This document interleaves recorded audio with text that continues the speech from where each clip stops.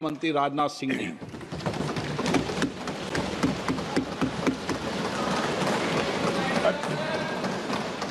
अध्यक्ष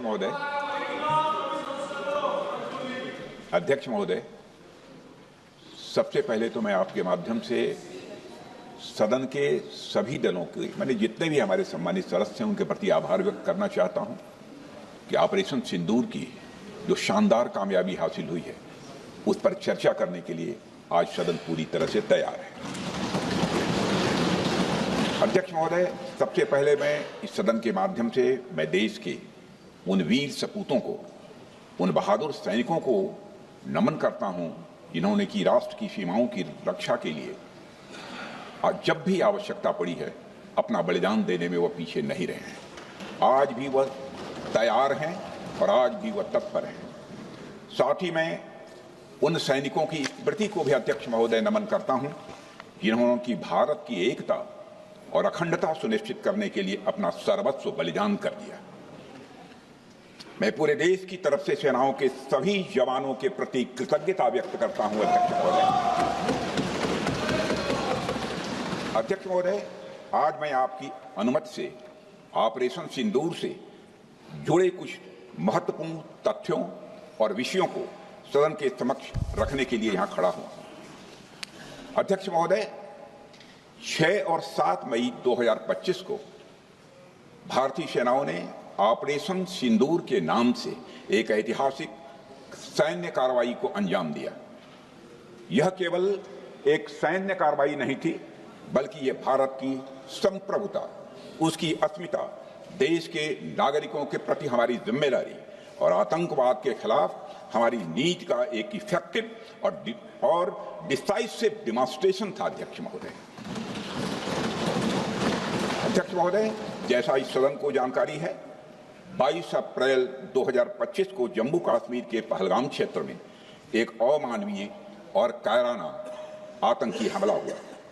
इस हमले में हमारे 25 निर्दोष नागरिकों सहित एक नेपाली नागरिक की भी जान गई थी। उन निर्दोष लोगों की जान उनका धर्म पूछ कर लिया गया। यह अपने आप में अमानवीयता का सबसे कुत्सित और सबसे घृणित उदाहरण था। यह घटना भारत की सहन शक्ति की सीमा की भी मैं मानता हूं परीक्षा थी। अध्यक्ष महोदय, इस हमले के तुरंत बाद हमारे प्रधानमंत्री श्री नरेंद्र मोदी जी ने तीनों सेनाओं के प्रमुखों की एक उच्च स्तरीय बैठक की और उन्हें छूट दी गई कि वे अपने विवेक, स्ट्रेटेजिक अंडरस्टैंडिंग और रीजनल सिक्योरिटी सिचुएशन को ध्यान में रखते हुए वह निर्णायक कार्रवाई करें। इसके बाद हमारे सैन्य नेतृत्व ने न केवल अपनी मैच्योरिटी दिखाई बल्कि उस स्ट्रेटेजिक विजडम का भी परिचय दिया जिसकी उम्मीद भारत जैसी एक रिस्पॉन्सिबल पावर से की जाती है। अध्यक्ष महोदय, ऑपरेशन सिंदूर को अंजाम देने से पहले हमारी सेनाओं ने हर पहलू का बहुत ही गहराई के साथ अध्ययन किया। हमारे पास कई विकल्प थे लेकिन हमने उस विकल्प को चुना जिसमें आतंकवादियों और उनके ठिकानों को अधिकतम नुकसान पहुंचे और जिसमें पाकिस्तान के आम नागरिक को कोई क्षति न होने पाए, इस बात की भी हम लोगों ने चिंता की। अध्यक्ष महोदय, हमारी सेनाओं द्वारा की गई वेल कोऑर्डिनेटेड स्ट्राइक्स ने 9 टेररिस्ट इंफ्रास्ट्रक्चर टारगेट्स को प्रिसीजन के साथ, सटीकता के साथ हिट किया और इस सैन्य कार्रवाई में एक अनुमान के अनुसार 100 से अधिक आतंकवादी, मैं बहुत संभल कर बोल रहा हूं अध्यक्ष महोदय, हमारी फिगर गलत ना होने पाए, फिगर इससे बहुत अधिक है। 100 से अधिक आतंकवादी, उनके ट्रेनर, उनके प्रशिक्षक, उनके हैंडलर, लश्कर तोयबा और हिजबुल मुजाहिदीन जैसे आतंकवादी संगठनों से संबंधित थे। ये वही आतंकी संगठन हैं जिन्होंने पाकिस्तान की सेना और ISI का जिन्हें खुला समर्थन प्राप्त है। अध्यक्ष महोदय, 7 मई 2025 को रात्रि 1:05 भारतीय सशस्त्र बलों ने ऑपरेशन सिंदूर प्रारंभ किया जिसमें पाकिस्तान और पाक ऑक्युपाइड कश्मीर में भारत के खिलाफ आतंकी गतिविधियों से जुड़े 9 स्थानों को निशाना बनाया गया।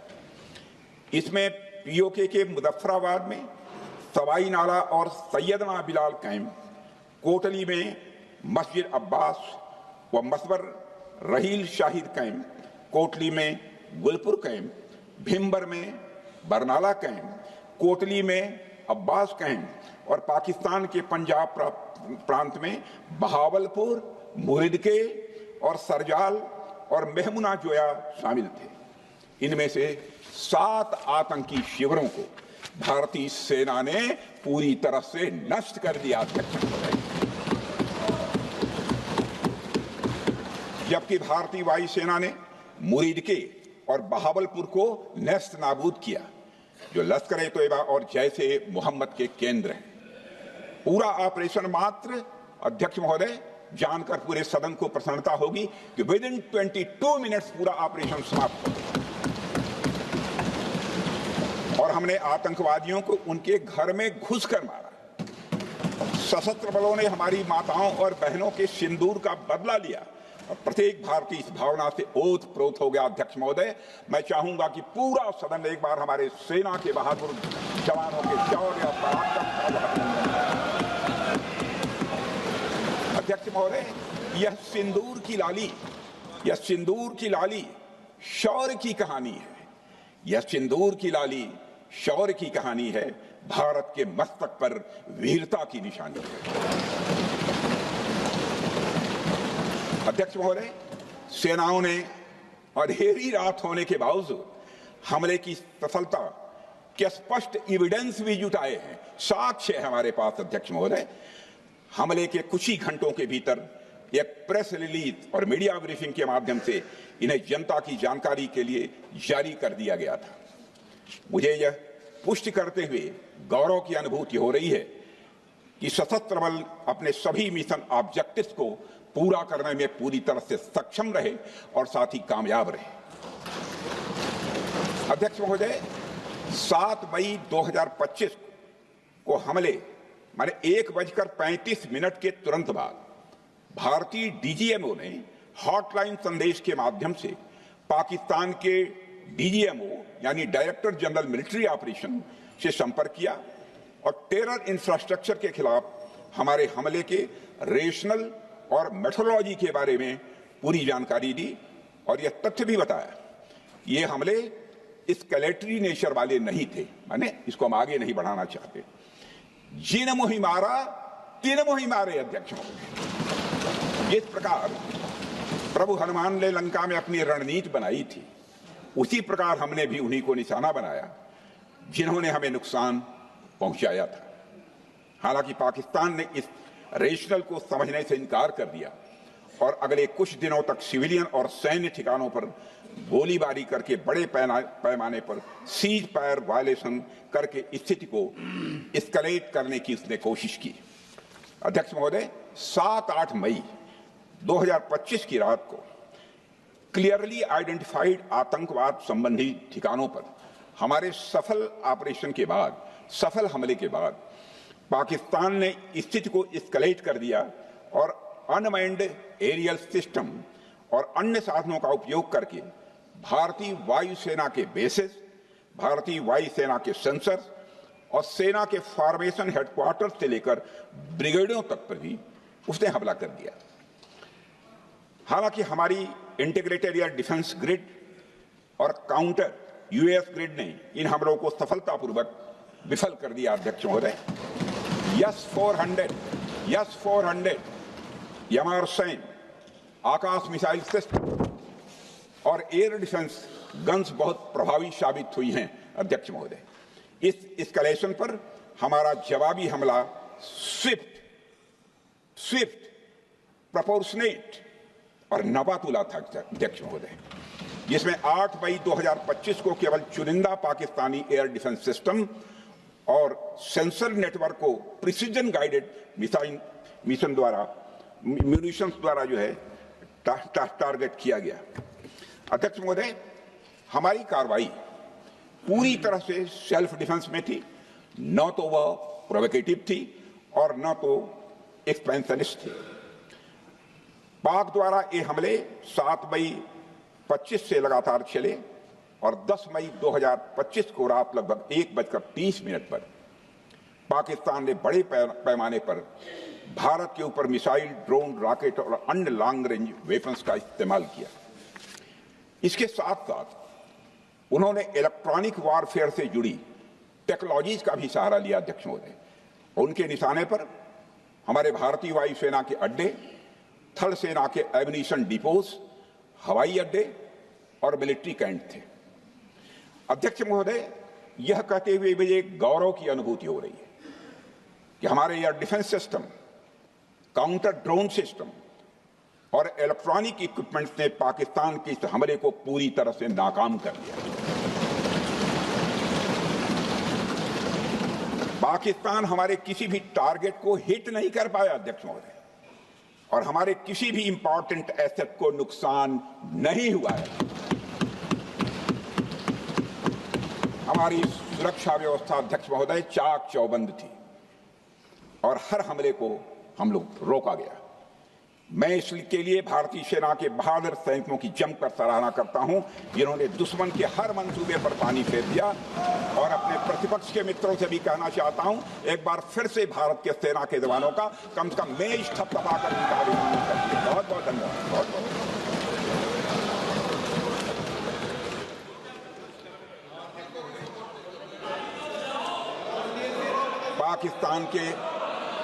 पाकिस्तान के इस हमले के जवाब में हमारी कार्रवाई साहसिक थी, ठोस थी और प्रभावी थी। भारतीय वायुसेना ने वेस्टर्न फ्रंट पर पाकिस्तान के हवाई अड्डों, command and control systems, military infrastructures और एयर डिफेंस सिस्टम को निशाना बनाया और इस मिशन को हमारी सेनाओं ने सफलतापूर्वक अंजाम देने में कामयाबी हासिल की। अध्यक्ष महोदय, हमारी सेनाओं ने चकलाला, सरगोधा, रफीकी, रहीम यार खान, जैकबाबाद, सुक्कुर और भोलारी जैसे बड़े एयरबेस पर प्रहार किया और पूरी दुनिया ने भारतीय वायुसेना के शौर्य और पराक्रम की तस्वीर देखी।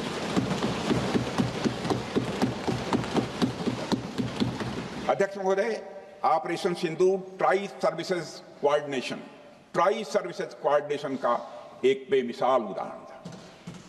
जब भारतीय वायुसेना ने आसमान से हमले किए, हमारी थल सेना ने जमीन पर मोर्चा संभाल लिया। हमारे जवान नियंत्रण रेखा पर पूरी ताकत से डटे रहे और पाकिस्तान की हर हरकत का करारा जवाब दिया। अध्यक्ष महोदय, भारतीय नौसेना ने भी, लोग पूछते हैं भारतीय नौसेना का क्या रोल था, भारतीय नौसेना ने भी उत्तरी अरब सागर में अपनी तैनाती मजबूत कर दी। भारतीय नौसैनिकों ने पाकिस्तान को यह साफ संदेश दिया कि हम समुद्र से लेकर जमीन तक पाकिस्तान के हर महत्वपूर्ण ठिकानों पर प्रहार करने में न केवल सक्षम हैं बल्कि हम तैयार हैं। अध्यक्ष महोदय, इस ऑपरेशन का मकसद टेररिस्ट कैंप्स और उनके सपोर्टर्स को टारगेट करना, उन्हें नेस्त नाबूद करना था और यह साफ संदेश देना था कि भारत आतंकवाद के विरुद्ध जीरो टॉलरेंस रखता है।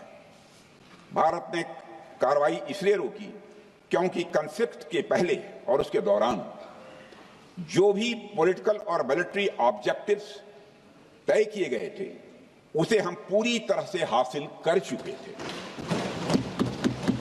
इसलिए यह कहना, यह मानना कि यह ऑपरेशन किसी दबाव में रोका गया था, यह बेबुनियाद है और सरासर गलत है।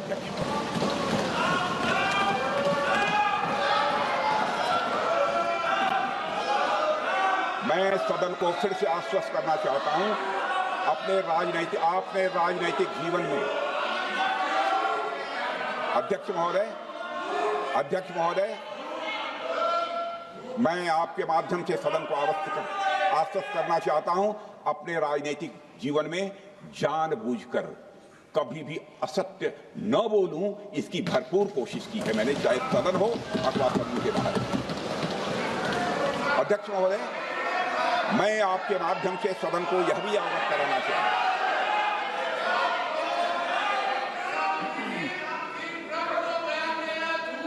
प्लीज बैठिए।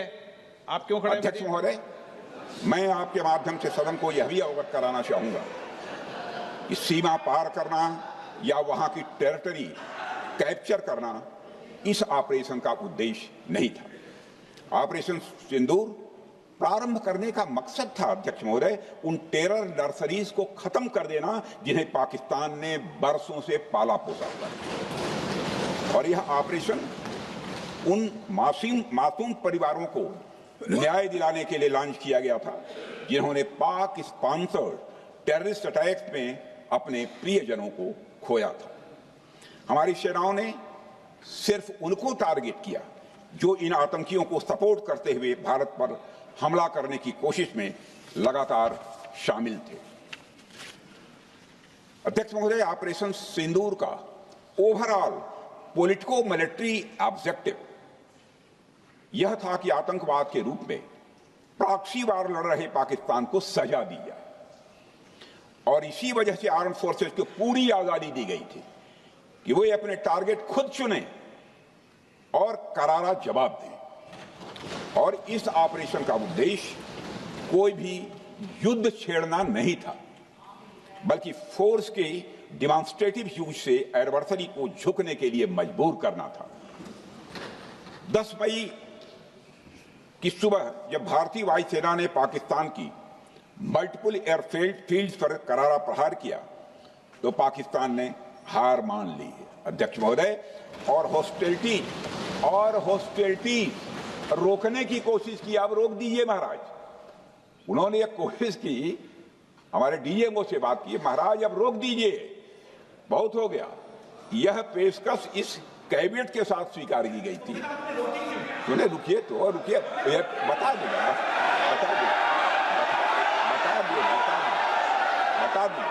अब बैठ तो आपको मौका मिलेगा। यह क्यों रुका, इसका पहले ही मैं पूरी तरह से वर्णन कर चुका हूं अध्यक्ष महोदय। मैं नेता प्रतिपक्ष को बहुत सम्मान के साथ कहना चाहता हूं कि कृपया एक बार मेरा पूरा भाषण पूछ लें। आपको प्रश्न पूछने की पूरी आजादी है, आप पूछ सकते हैं, मैं उसका उत्तर दूंगा। अध्यक्ष महोदय, 10 मई की सुबह जब भारतीय वायुसेना ने पाकिस्तान की मल्टीपल एयरफील्ड्स पर करारा प्रहार किया तो पाकिस्तान ने हार मान ली और हॉस्टिलिटी रोकने की उन्होंने पेशकश की। यह पेशकश इस कैबिनेट के साथ स्वीकार की गई हम लोगों के द्वारा कि यह ऑपरेशन केवल पाज किया गया है, स्थगित किया गया है। यह ऑपरेशन समाप्त नहीं हुआ है अध्यक्ष महोदय। अगर पाकिस्तान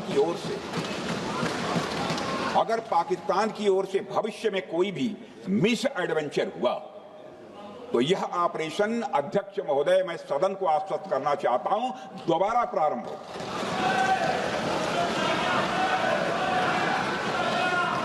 अध्यक्ष महोदय, भारतीय वायुसेना के जबरदस्त हमलों, नियंत्रण रेखा पर थल सेना की मजबूत जवाबी कार्रवाई और नौसेना के हमलों के डर ने पाकिस्तान को झुकने के लिए मजबूर कर दिया अध्यक्ष महोदय। और पाकिस्तान की हार उनकी एक सामान्य विफलता नहीं थी, बल्कि यह उसके सैन्य बल और मनोबल या दोनों की एक हार थी। 10 मई को पाकिस्तान के डीजीएमओ ने भारत के डीजीएमओ से संपर्क किया और सैन्य कार्रवाइयों को रोकने की अपील की। मैं सदन में यह बात फिर से दोहराना चाहूंगा कि पाकिस्तान के डीजीएमओ ने भारत के डीजीएमओ से संपर्क किया और सैन्य कार्रवाइयों को रोकने की अपील की। 12 मई को दोनों देशों के डीजीएमओ के बीच औपचारिक संवाद हुआ और दोनों पक्षों ने सैन्य कार्रवाइयों पर विराम लगाने का निर्णय लिया। अध्यक्ष महोदय, हमारे सैनिकों का जो मनोबल, मातृभूमि की रक्षा करने का जो उनका समर्पण है, ऑपरेशन सिंदूर के दौरान उसका दर्शन 140 करोड़ से अधिक भारतवासियों ने देखा। मुझे खुद भी और प्रधानमंत्री जी को सीमावर्ती क्षेत्रों में जाकर हमारे जवानों से मुलाकात का अवसर मिला है। अध्यक्ष महोदय, श्रीनगर के मिलिट्री बेस पर, भुज के एयरबेस पर, उधमपुर के कमांड सेंटर पर, हर जगह प्रत्यक्ष मैंने अपनी आंखों से देखा कि हमारे सैनिकों का मनोबल अपनी पूरी बुलंदी पर था। उनकी आंखों में विश्वास है और उनका संकल्प अडिग है। वे न केवल भारत की सीमाओं की रक्षा कर रहे हैं, बल्कि हमारे राष्ट्रीय स्वाभिमान की भी अध्यक्ष महोदय रक्षा कर रहे हैं। अध्यक्ष महोदय, किसी भी देश में जनता सत्ता पक्ष को और विपक्ष को अलग अलग दायित्व सौंपती है, दोनों को अलग अलग दायित्व, और हेल्दी डेमोक्रेसी में तो स्वाभाविक है। सत्ता पक्ष का काम होता है जनता के हितों को ध्यान में रखते हुए कार्य करना, और विपक्ष का काम होता है सरकार से जनता के मुद्दों से संबंधित जरूरी प्रश्न पूछना। ऑपरेशन सिंदूर क्यों शुरू किया गया, इसकी जानकारी पहले भी दी गई है और आज भी मैंने सदन को दी है। अध्यक्ष महोदय, कभी कभी हमारे प्रतिपक्ष के लोग ये पूछते रहे हैं कि हमारे कितने बीमार गिरे। मुझे लगता है उनका यह प्रश्न हमारी राष्ट्रीय जनभावनाओं का सही से प्रतिनिधित्व नहीं कर रहा है। मुझे लगता है उन्होंने एक बार भी हमसे यह नहीं पूछा कि हमारी सेनाओं ने दुश्मन के कितने विमान मार गिराए।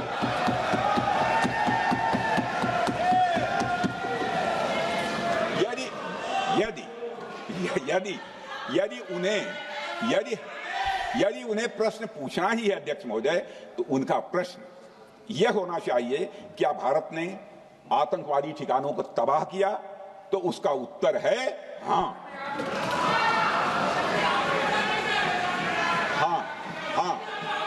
मैं विपक्ष के सम्मानित साथियों से कहना चाहता हूं कि आपको प्रश्न पूछना है तो यह प्रश्न पूछिए, क्या ऑपरेशन सिंदूर सफल रहा? तो उसका उत्तर है हाँ।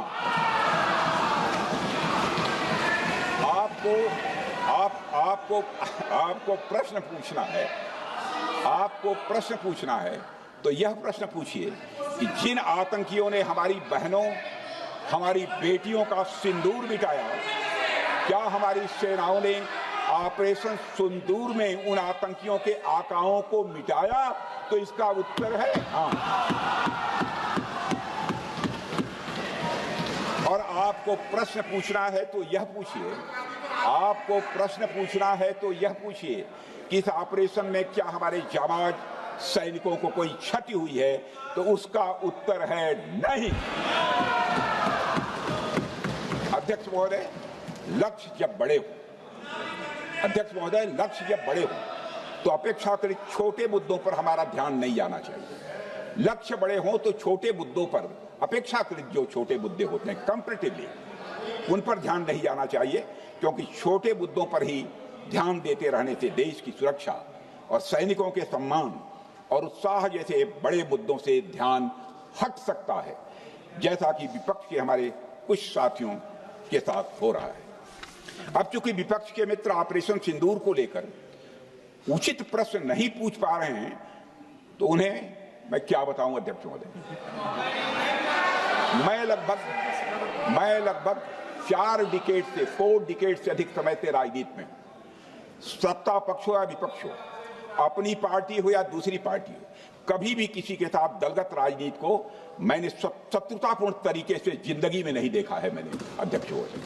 इसलिए आज अगर विपक्ष प्रश्न पूछने में असफल है, मैं विपक्ष को उनके इस काम में थोड़ी सी मदद करना चाहता हूं। अध्यक्ष महोदय, मैं विपक्ष के अपने सम्मानित साथियों से ये कहना चाहता हूं कि यदि आज हम लोग सत्ता पक्ष में हैं, तो ऐसा नहीं है कि हम हमेशा सत्ता पक्ष में ही रहेंगे। यह आवश्यक नहीं है, किसी के लिए आवश्यक नहीं। एक लंबा समय हमने विपक्ष का काम किया है, एक लंबा समय हमने सरकारों से सवाल पूछने में लगाया है। जनता ने जब हमें विपक्ष में रहने का दायित्व सौंपा था, तो हमने विपक्ष में रहकर विपक्ष की भूमिका को बड़े ही सकारात्मक तरीके से निभाया भी। अध्यक्ष महोदय, विपक्ष में रहकर हमने कैसे प्रश्न पूछे, इसके कुछ उदाहरण मैं यहां रखना चाहता हूं। 1962 में अध्यक्ष महोदय, चीन के साथ हुए युद्ध में जब दुखद परिणाम आया, तो हमने उस समय की सरकार से यह पूछे थे, लेकिन वह प्रश्न यह था कि हमारे देश की धरती पर दूसरे देश का कब्जा कैसे हुआ। हमने यह प्रश्न पूछा था कि हमारी सेना और हमारी जनता अपमानित क्यों हुई। हमने यह प्रश्न पूछा था कि बड़ी संख्या में हमारे सैनिक हताहत कैसे हुए। हमने यह प्रश्न नहीं पूछा कि हमारे टैंक, हमारी मशीनें, हमारी बंदूकें क्यों ध्वस्त हो गई। यह प्रश्न हम लोगों ने नहीं पूछा। मशीनों और तोपों की चिंता न करके, मशीनों और तोपों की चिंता न करके अध्यक्ष महोदय, हमने देश की टेरिटरी की चिंता की, हमने देश के सैनिकों की। इसी तरह 71 के युद्ध में, 71 के युद्ध में जब हमने पाकिस्तान को सबक सिखाया, मैं उस समय की सरकार को मैं बधाई देना चाहता हूं। हमने अपने राजनीतिक और सैन्य नेतृत्व की प्रशंसा की। हमने ये नहीं देखा कि किस दल की सरकार है, किस विचारधारा की सरकार है, इसकी चिंता नहीं की कभी। हमारे नेता अटल बिहारी वाजपेयी ने संसद में खड़े होकर उस समय के नेतृत्व की प्रशंसा की थी। हमने इस बात की खुशी जाहिर कि हमने अपने शत्रु को सबक सिखाया। हमने उस दौरान यह प्रश्न नहीं पूछा कि सबक सिखाने के दौरान में भारत के कितने प्लेन्स गिरे, भारत के कितने इक्विपमेंट्स बर्बाद हुए। यह प्रश्न अध्यक्ष महोदय उस समय भी हम लोगों ने नहीं पूछा। अध्यक्ष महोदय, यदि मैं इसे और भी प्रैक्टिकल तरीके से समझाऊं, तो किसी भी परीक्षा के परिणाम में रिजल्ट मैटर करता है। यदि किसी परीक्षा में कोई बच्चा अच्छे मार्क्स लेकर आ रहा है तो हमारे लिए उसके मार्क्स मैटर करने चाहिए। हमें इस बात का ध्यान नहीं रखना चाहिए कि एग्जाम के दौरान उसकी पेंसिल टूट गई थी या उसकी पेन खो गई।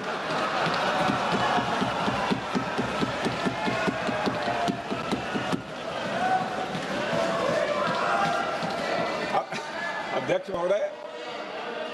महोदय, अल्टीमेटली रिजल्ट मैटर करता है और रिजल्ट यह है, अध्यक्ष महोदय, अल्टीमेटली रिजल्ट मैटर करता है और रिजल्ट यह है अध्यक्ष महोदय कि ऑपरेशन सिंदूर के दौरान हमारी सेनाओं ने जो लक्ष्य निर्धारित किया था, उन लक्ष्यों को पूर्ण रूप से प्राप्त करने में हमने कामयाबी हासिल की।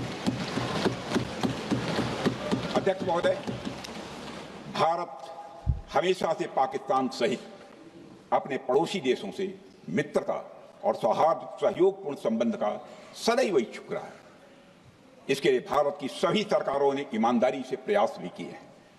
वह चाहे आदरणीय लाल बहादुर शास्त्री जी हों या अटल बिहारी वाजपेयी जी हों या हमारे स्वर्गीय मनमोहन सिंह जी हों या प्रधानमंत्री श्री नरेंद्र मोदी जी, सभी ने हमेशा चाहा है कि इस इलाके में शांति और समृद्धि बनी रहे।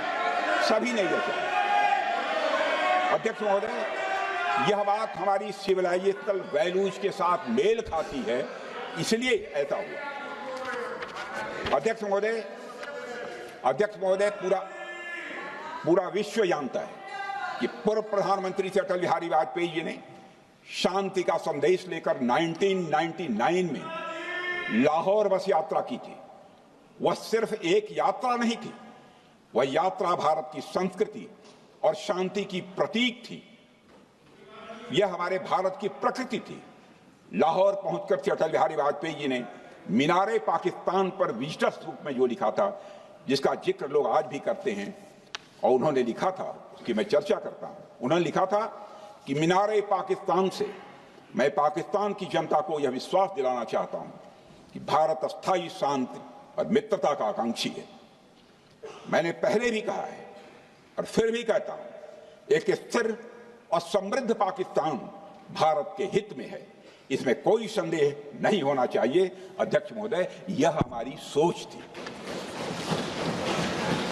यह हमारी शांति की पहल थी। यह पहल हमारी हजारों साल पुरानी सांस्कृतिक चेतना, हमारी नैतिक शक्ति और हमारी सभ्यता के उन मूल्यों से निकली थी जो शांति को शक्ति मानती है। अध्यक्ष महोदय, लेकिन हमारे शांति के प्रयास को हमारी नाइविटी, उदारता या सरलता समझ लिया गया। जब हम शांति के लिए कदम बढ़ा रहे थे, उसी वक्त पाकिस्तान कारगिल में घुसपैठ की साजिश रच रहा था। हम दोस्ती के राह पर थे तो वो षड्यंत्र की राह पर था। जब हम मामला खुलकर सामने आया तो हमारे वीर सैनिकों ने इस घुसपैठ के खिलाफ कार्रवाई करना प्रारंभ किया, और जब भारत की जीत सामने दिखाई दे रही थी तो पाकिस्तान ने परमाणु युद्ध की धमकी दे डाली अध्यक्ष महोदय। तब हमारे प्रधानमंत्री, तत्कालीन प्रधानमंत्री आदरणीय अटल बिहारी वाजपेयी जी ने कहा था, पाक सेना के परमाणु हमले से भारत का तो कुछ नहीं बिगड़ेगा, लेकिन पाकिस्तान दूसरे दिन का सूरज नहीं देख पाएगा।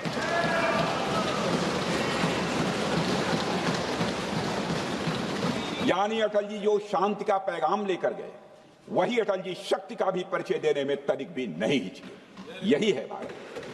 अध्यक्ष महोदय, यह सामर्थ्य का उद्घोष था। यह एक स्पष्ट संदेश था कि भारत शांति चाहता है, लेकिन अगर कोई हमारी संप्रभुता को चुनौती देगा तो उसका जवाब भी उतनी ही दृढ़ता से दिया जाएगा। अध्यक्ष महोदय, 2015 में जब हमारे प्रधानमंत्री मोदी जी ने लाहौर जाकर नवाज शरीफ से मुलाकात की, तो भारत ने फिर से दोस्ती का हाथ बढ़ाया। भारत ने फिर से दोस्ती का हाथ बढ़ाया।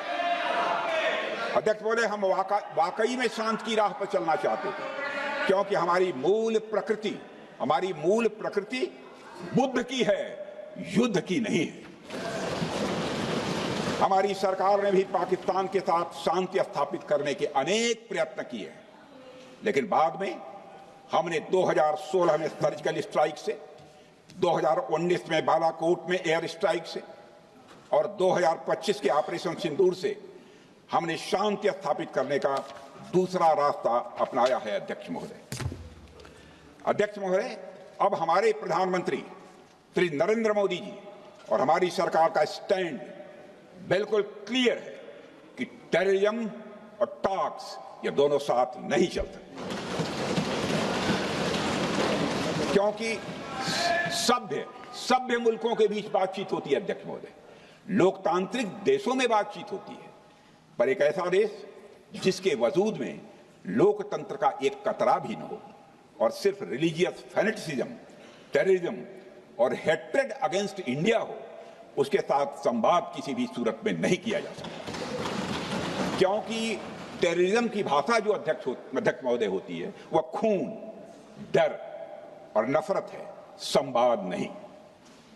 गोलियों की आवाज में संवाद की आवाज दब जाती है। जहां खून बहता है वहां बातचीत की गुंजाइश अध्यक्ष महोदय नहीं बचती। अध्यक्ष महोदय, पाकिस्तान की वर्तमान स्थिति अब जग जाहिर है। जिस देश ने आतंक को अपनी विदेश नीति का औजार बना लिया, वह अंततः अपने ही जाल में फंस जाता है। पाकिस्तान की नीति और चरित्र को लेकर कोई भ्रम नहीं रहना चाहिए। यह एक ऐसा देश है जो वैश्विक आतंकवाद की नर्सरी है और उन्होंने इसको अपनी स्टेट पॉलिसी का भी एक आधार बनाया हुआ है। अध्यक्ष महोदय, ऑपरेशन सिंदूर के दौरान पूरी दुनिया ने देखा है कि पाकिस्तान में सरकार आतंकवादियों के लिए स्टेट फ्यूनरल का इंतजाम कर रही है और सैन्य अधिकारी भी आतंकवादियों के जनाजे में भाग लेते हैं। यह वही देश है जो सीमा पर सैनिकों से लड़ने का साहस नहीं जुटा पाता, इसलिए निर्दोष नागरिकों, बच्चों और तीर्थ यात्रियों को आतंकवाद का निशाना बनाता है। पाकिस्तान की सेना और आईएसआई आतंकवाद को एक प्रॉक्सी वार के रूप में अध्यक्ष महोदय इस्तेमाल करती हैं और उसके सहारे वे भारत को डिस्टेबलाइज करने का सपना देखती हैं। अध्यक्ष महोदय, मैं लोकतंत्र के मंदिर में खड़े होकर यह बात कह रहा हूं कि भारत को 1000 कट्स देने का सपना पालने वालों को नींद से जग जाना चाहिए। यह मोदी जी के नेतृत्व वाला नया भारत है जो आतंकवाद के खिलाफ किसी हद तक जा सकता है।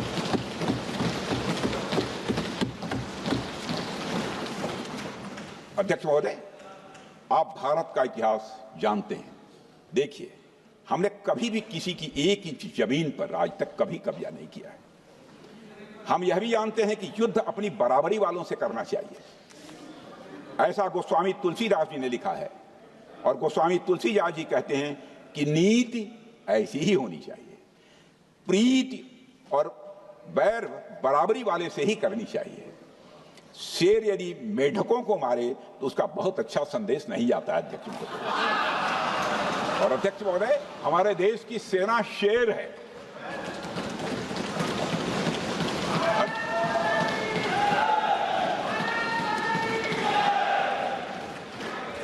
अध्यक्ष महोदय, पाकिस्तान जैसा देश जो साइज, सामर्थ्य, शक्ति और समृद्धि में हमारे आसपास भी नहीं है, उस मुल्क से कैसा मुकाबला? जो मुल्क अपने अस्तित्व के लिए दूसरों पर आश्रित हो, उसके मुकाबले का मतलब है अपना स्तर कम करना। हमारी नीति है आतंकवाद के खिलाफ प्रभावी कार्रवाई करना। हमारा पाकिस्तान विरोध उनकी आतंकवाद की नीति के कारण है, इसलिए पाकिस्तान का हमारा विरोध है। अध्यक्ष महोदय, हम अगर शांति की आशा के लिए हाथ बढ़ाना जानते हैं तो अशांति फैलाने वाले हाथों को उखाड़ना भी जानते हैं।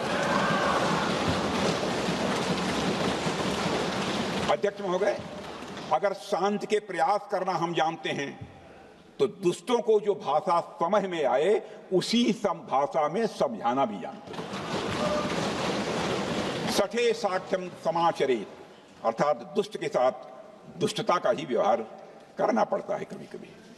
अध्यक्ष महोदय, हमने भगवान कृष्ण से सीखा है कि शिशुपाल की 100 गलतियां माफ की जा सकती हैं, पर अंत में धर्म की रक्षा के लिए सुदर्शन चक्र उठाना ही पड़ता है।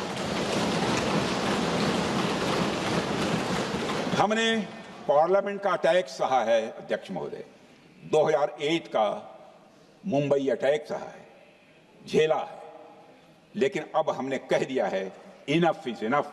अब हमने सुदर्शन चक्र उठा लिया है अध्यक्ष महोदय। अध्यक्ष महोदय, हमारी प्रवृत्ति भगवान राम और भगवान कृष्ण से प्रेरित है, जो हमें शौर्य भी सिखाती है और धैर्य भी सिखाती है। इस सीख का अध्यक्ष महोदय, इस सीख का हम प्रधानमंत्री नरेंद्र मोदी जी के नेतृत्व में हमारी विदेश और अपनी रक्षा नीति में सीधा प्रयोग कर रहे हैं। आज भारत पहले दोस्ती का हाथ बढ़ाता है, लेकिन अगर कोई देश धोखा दे तो उसकी कलाई भी मरोड़ना जानता है। अध्यक्ष महोदय, हमारी नीति स्पष्ट है कि हमने एक समय लाहौर बस यात्रा की भाषा में बात की थी तो पाकिस्तान ने हमारी उस भाषा को नहीं समझा, तो अब हम उन्हें बालाकोट स्ट्राइक की भाषा में जवाब देंगे। अध्यक्ष महोदय, भारत के लिए शांति हमारी प्रायोरिटी है, हमारी प्राथमिकता है और हमारी शक्ति उसका आधार है। भारत के लिए शांति प्राथमिकता है और हमारी शक्ति उसका आधार है। यह शक्ति हमारे सामर्थ्य से पैदा हुई है अध्यक्ष महोदय, और यह सामर्थ्य पिछले 11 साल में कई गुना बढ़ गया है। मैं ये नहीं कहता हूं पहले नहीं था, पहले था, लेकिन अब कई गुना बढ़ गया। आज भारत विश्व की चौथी सबसे बड़ी अर्थव्यवस्था है और अभी आई मॉर्गन स्टैनली के रिपोर्ट के मुताबिक 2028 तक विश्व की तीसरी सबसे बड़ी अर्थव्यवस्था बनने की ओर भारत चल रहा है। अध्यक्ष महोदय, आर्थिक उन्नति के साथ साथ भारत के रक्षा क्षेत्र में 2014 से उल्लेखनीय परिवर्तन, रिमार्केबल चेंज आया है। आज का भारत डिफेंस सेक्टर में आत्मनिर्भरता, सेल्फ रिलायंस और स्वदेशी उत्पादन की दिशा में तेजी से आगे बढ़ रहा है। अध्यक्ष महोदय, आज हम हर दृष्टि से समर्थ भी हैं और सक्षम भी हैं। अध्यक्ष महोदय, मैं सदन को यह भी जानकारी देना चाहता हूं, उसके बाद जब प्रश्न पूछा गया हमारे सारे चीफ से, सीडीएस से, डिफेंस सेक्रेटरी से, क्या ऑपरेशन के लिए तैयार हैं, क्षण भर की देर नहीं लगाई, सबने बोला यस सर। अध्यक्ष महोदय, ऑपरेशन सिंदूर हमारे सामर्थ्य का ही प्रतीक था, जिसमें हमने दिखा दिया कि अगर कोई हमारे नागरिकों को मारेगा तो भारत चुप नहीं बैठेगा। भारत की आत्मरक्षा के लिए हमारा राजनीतिक तंत्र और नेतृत्व बिना किसी दबाव के काम करेगा। हमारी मिसाइल फिजिकल सीमाएं लांघेंगी अध्यक्ष महोदय, और हमारे वीर सैनिक दुश्मन की कमर तोड़ेंगे। अध्यक्ष महोदय, हम आतंकवाद को उसके हर रूप और स्वरूप में पूरी तरह समाप्त करने के लिए पूरी तरह से प्रतिबद्ध हैं। और इस संदर्भ में हमें एक महत्वपूर्ण बात समझनी होगी, Pakistan sponsored terrorism is not random madness, there is a method in this madness. यह एक सुनियोजित रणनीति है, यह एक फंडामेंटल रेज है। अध्यक्ष महोदय, प्रसिद्ध लेखक वीएस नायपाल ने सही कहा था, पाकिस्तान में होना एक ऐसी अल्टरनेट और कंट्रास्टिंग रियलिटी है, where war is peace, freedom is slavery, ignorance is strength, यानी यहां युद्ध ही शांति है, गुलामी ही स्वतंत्रता है और जिहालत यानी अज्ञानता ही ताकत है। अध्यक्ष महोदय, इसलिए पाकिस्तान द्वारा प्रायोजित आतंकवाद कोई पागलपन नहीं है। पाकिस्तान द्वारा प्रायोजित आतंकवाद कोई पागलपन नहीं है, यह एक सोची समझी साजिश का हिस्सा है। यह एक ऐसी प्रक्रिया है जो आतंक को एक पॉलिटिकल टूल की तरह इस्तेमाल करती है। यह सिर्फ आतंकवाद नहीं, यह एक टूल किट है, एक ऐसा टूल किट जिसे पाकिस्तान की सेना और उसकी एजेंसियां एक नीति की तरह अपनाए हुए हैं।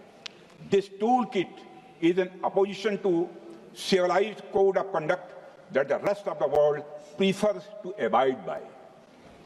यानी यह टूल किट उस सिविलाइज्ड कोड ऑफ कंडक्ट के खिलाफ है जिसे दुनिया का हर जिम्मेदार देश मानता है।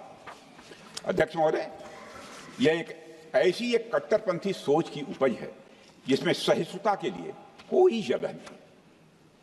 हमारा पाकिस्तान के साथ कोई सीमा का संघर्ष नहीं है अध्यक्ष महोदय, बल्कि यह सभ्यता बनाम बर्बरता का संघर्ष है। सभ्यता बनाम बर्बरता का संघर्ष। पाकिस्तान के हुक्मरान जानते हैं कि उनके सैनिक युद्ध के मैदान में भारत से नहीं जीत सकते, इसलिए वे आतंक को पालते हैं, पालते ही नहीं उन्हें प्रशिक्षण देते हैं और फिर दुनिया के सामने खड़े होकर निर्दोष बनने की कोशिश करते हैं। अध्यक्ष महोदय, पाकिस्तान दोहरे मापदंड और झूठ की बुनियाद पर खड़ा हुआ एक ऐसा देश है जो अब फेल्ड स्टेट के तौर पर देखा जा रहा है। भारत ने ऑपरेशन सिंदूर के जरिए पूरी दुनिया को दिखा दिया है कि हम इस आतंकवाद के गंदे खेल को जड़ से समाप्त करने का संकल्प ले चुके हैं। अध्यक्ष महोदय, जब अटल जी प्रधानमंत्री थे तब पाकिस्तान के साथ कंबोजिट डायलॉग के लिए भारत की शर्त थी कि पाकिस्तान अपनी जमीन का प्रयोग भारत के खिलाफ टेररिज्म फैलाने के लिए नहीं करेगा। एक कंपोजिट डायलॉग के लिए भारत की शर्त थी, जिसे पाकिस्तान ने भी मान लिया था उसमें। लेकिन दुर्भाग्य से 2009 में शर्म शेख में तत्कालीन सरकार ने एक बड़ी भूल की, जब कंपोजिट डायलॉग प्रोसेस से पाकिस्तान प्रायोजित आतंकवाद को डीलिंक कर दिया गया।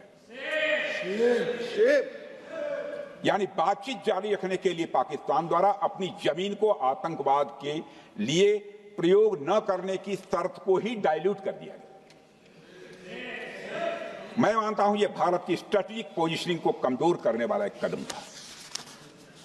अध्यक्ष महोदय, ऐसी ही एक और गंभीर चूक तत्कालीन सरकार ने 2006 में हवाना में भी हुई थी, जब पाकिस्तान को आतंकवाद का विक्टिम माना गया और एक ज्वाइंट एंटी टेरर मैकेनिज्म बनाने पर सहमति भी हुई थी। 2006 की बात कर रहा हूं।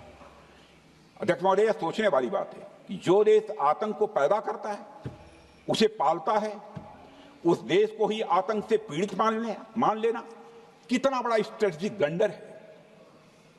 अध्यक्ष महोदय, आतंकवाद के खिलाफ हमारी लड़ाई अब केवल सीमा पर नहीं है, बल्कि वैचारिक मोर्चों पर भी लड़ी जा रही है।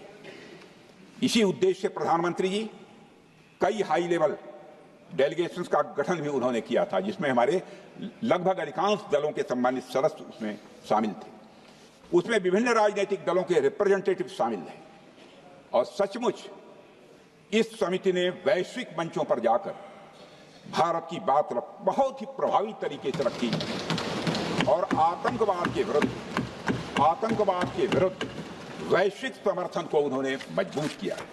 अध्यक्ष महोदय, मैं उन सभी डेलीगेशन के सम्मानित सदस्यों के प्रति शीश झुकाकर आभार व्यक्त करना चाहता हूं, जिन्होंने भारत का आतंकवाद के खिलाफ स्टैंड तथा जीरो टॉलरेंस की पॉलिसी और ऑपरेशन सिंदूर के बारे में दुनिया के देशों को सही तरीके से अवगत कराया, प्रभावी तरीके से अवगत कराया। अध्यक्ष महोदय, ऑपरेशन सिंदूर को लेकर सर्वदलीय बैठक भी हुई।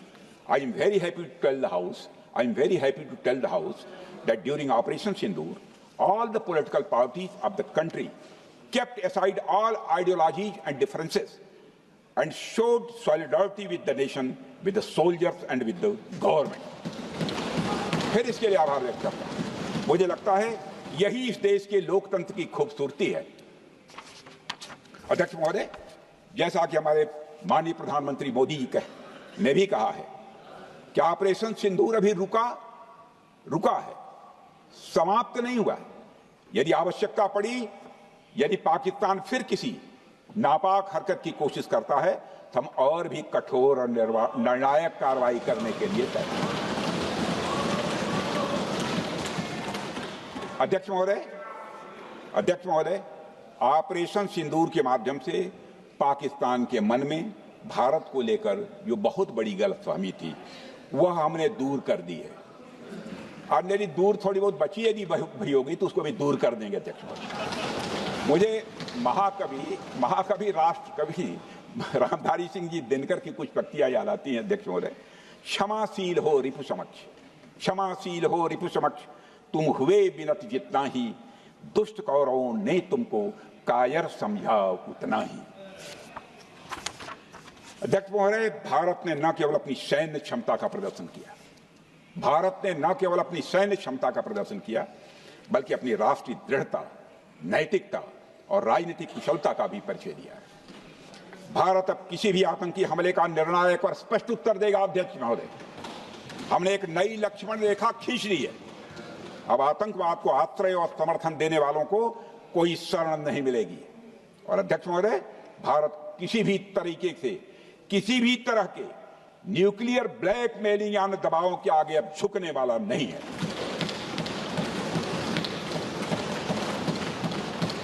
अध्यक्ष महोदय, ऑपरेशन सिंदूर के माध्यम से जो हमने किया और उससे पहले सर्जिकल स्ट्राइक और एयर स्ट्राइक के जरिए जो संदेश दिया गया वह बहुत पहले ही हो जाना चाहिए, लेकिन जो होता है समय पर ही होता है।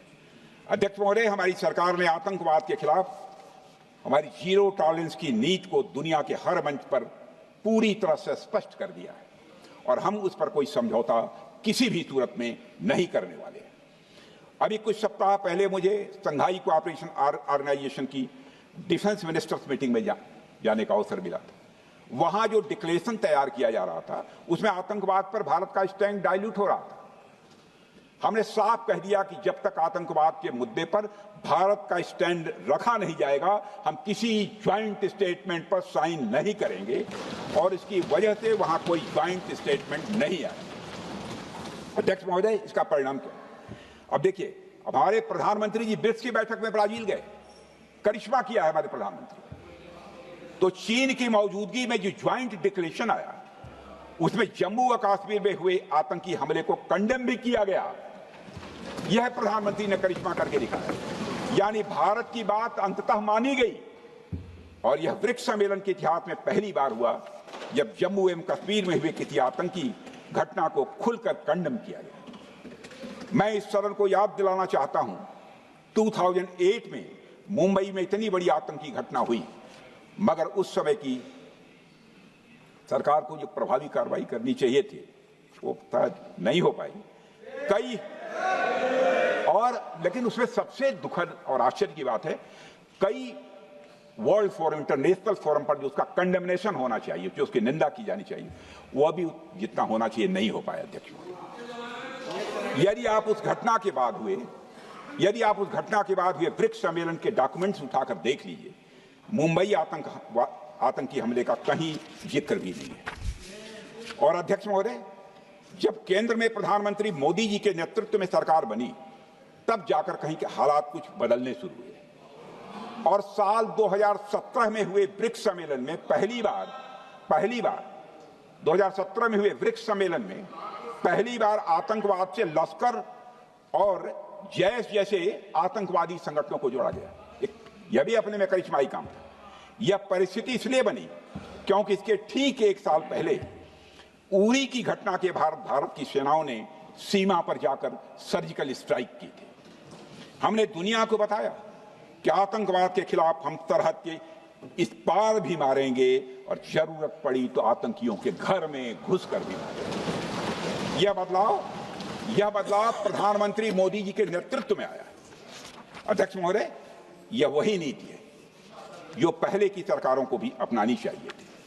उन सरकारों को जिनके शासनकाल में भारत ने सबसे भीषण आतंकी हमलों का सामना किया, जिनमें 2008 का मुंबई हमला आज भी हर हिंदुस्तानी के जहन में बैठा हुआ है, जिंदा है, एक न भूलने वाली त्रासदी के रूप में जिंदा है। अध्यक्ष महोदय, मैं श्री प्रणब मुखर्जी जी ने अपनी किताब द कोलिशन ईयर्स में लिखा है, मेरे पास है भी वो, कोलिशन ईयर्स में लिखा है कि जब मुंबई अटैक हुआ था, प्रणब ने लिखा है, जब मुंबई अटैक हुआ था, India had evidence that the terrorist came from Karachi port. Pakistan के नॉन स्टेट एक्टर्स के बहाने पूरी दुनिया में, नॉन स्टेट एक्टर्स के बहाने को पूरी दुनिया में कोई मान नहीं रहा था। उन्होंने लिखा है प्रणब ने, and I quote, amid heated debates within the cabinet, there was a demand for military intervention which I rejected. यह उन्होंने लिखा, मैंने नहीं लिखा, अनकोट। अध्यक्ष महोदय, भारतीय विदेश सेवा के एक वरिष्ठ अधिकारी ने भी अपनी किताब में इस बात की पुष्टि की है, जिनका नाम है अजय बिसारिया, और वो शायद फॉरेन सेक्रेटरी थे, कि मुंबई हमले के तुरंत बाद एक उच्च स्तरीय बैठक हुई थी, जिसमें तत्कालीन विदेश मंत्री प्रणब ने पूछा व्हाट शुड बी डन। तो विदेश सचिव शिवशंकर मेनन जी ने सुझाव दिया कि भारत मोरदके में लश्कर तोयबा के मुख्यालय पर क्रूज मिसाइल से हमला कर सकता है। यह सुनकर प्रणब ने चश्मा उतारकर साफ किया और सभी अधिकारियों को धन्यवाद देकर बैठक समाप्त कर दी। अध्यक्ष महोदय, उस समय की सरकार ने जो सही समझा वो किया, पर मैं मानता हूं कि अगर तब की सरकार ने भी 2016 सर्जिकल स्ट्राइक, 2019 एयर स्ट्राइक जैसे निर्णायक और कठोर कदम उठाए होते तो पाकिस्तान की स्ट्रेटेजिक कैलकुलस बदल सकती थी। एक पावरफुल और डिसाइसिव एक्शन पाकिस्तान और उनकी सेना के द्वारा इस 500 टेररिस्ट ऑर्गेनाइजेशंस के लिए बड़ा डिसइंसेंटिव साबित हो सकती थी। अध्यक्ष महोदय, 2008 में मुंबई हमलों के बाद उस समय की सरकार ने सिर्फ बातचीत का मार्ग चुना था। मैं स्पष्ट करना चाहता हूं, यह कोई आलोचना नहीं है अध्यक्ष महोदय, न उस सरकार की, न उस समय के प्रधानमंत्री की, और न ही उन नेताओं की। उस समय की लीडरशिप को जो सही लगा उन्होंने वह निर्णय लिया। अध्यक्ष महोदय, बस मैं इतना ही कहना चाहता हूं कि आज का भारत अलग सोचता है और अलग तरीके से काम करता है। हमारा मानना है यह आपका प्रतिद्वंदी आतंक को रणनीति बना चुका हो और बातचीत की भाषा नहीं समझता हो तो standing firm and being decisive के अलावा कोई विकल्प नहीं बचता है।